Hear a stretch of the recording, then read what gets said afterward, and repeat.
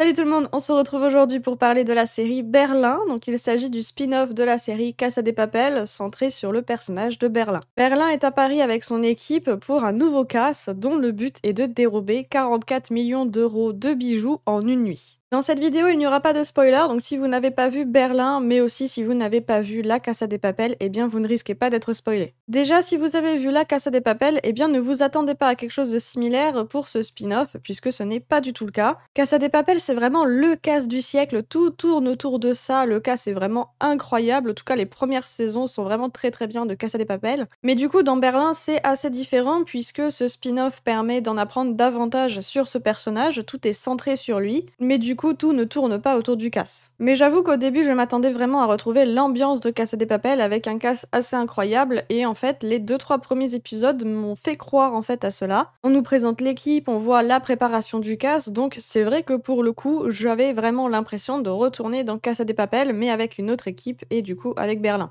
Mais au final, on se rend assez vite compte que le casse est totalement secondaire et que le but c'est vraiment d'être centré sur les personnages, leur histoire et surtout sur l'amour. Le sujet de l'amour est très présent, même plus que le braquage, mais après ce n'est pas étonnant puisque le personnage de Berlin est amoureux de l'amour. Ça fait partie de son personnage, mais aussi de sa folie, de son charisme, de son personnage en fait. Qui dit braquage dit du coup équipe de braqueurs, donc on découvre des nouveaux personnages. Et c'est vrai que je me suis assez attachée à peu près tous les personnages, je les apprécie tous, même si je trouve qu'ils sont un peu moins travaillés que dans la Casa de Papel, mais ça ne m'a pas trop dérangé. Au début de ce spin-off, je préférais largement le personnage de Berlin, et c'est vraiment un plaisir de le retrouver dans ce spin-off, de pouvoir vraiment être centré sur lui. Il est tellement charismatique, et c'est vrai que c'est le but de la série d'en apprendre davantage sur lui, c'est pour ça qu'il a ce spin-off. Mais c'est vrai que par la suite, en découvrant les autres personnages, eh bien j'avais plus d'intérêt à lui suivre eux qu'à suivre Berlin. Alors peut-être parce que je mettais beaucoup d'importance au casse et à retrouver Berlin, peut-être aussi parce que Berlin court après l'amour vraiment du début à la fin, mais après ça fait partie du personnage, c'est normal,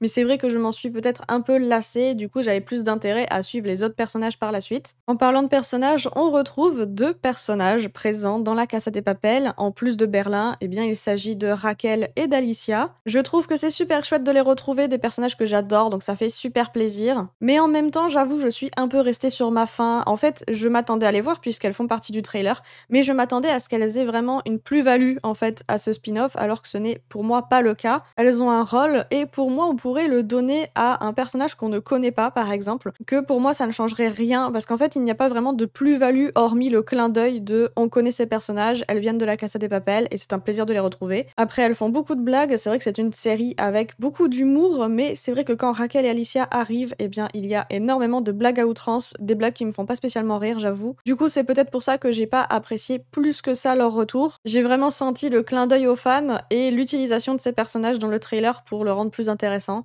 Bref, en gros, si vous appréciez le personnage de Berlin, son charisme, sa folie, mais que pour vous le cast n'est pas plus important que ça, eh bien foncez sur ce spin-off. Est-ce qu'il faut avoir vu la Casa de Papel pour regarder ce spin-off? Eh bien non, ce n'est pas nécessaire. Si vous voulez commencer par Berlin, vous pouvez, mais je vous recommande quand même de regarder la Casa de Papel avant, ne serait-ce que pour connaître Berlin de la Casa de Papel avant de regarder le spin-off, car pour moi c'est vraiment important de connaître le personnage avant. Voilà, cette vidéo est maintenant terminée, j'espère qu'elle vous a plu. Si c'est le cas, comme d'habitude, n'hésitez pas à mettre un petit pouce en l'air, ça aide énormément la chaîne, à vous abonner et à me dire en commentaire ce que vous avez pensé du spin-off de Berlin.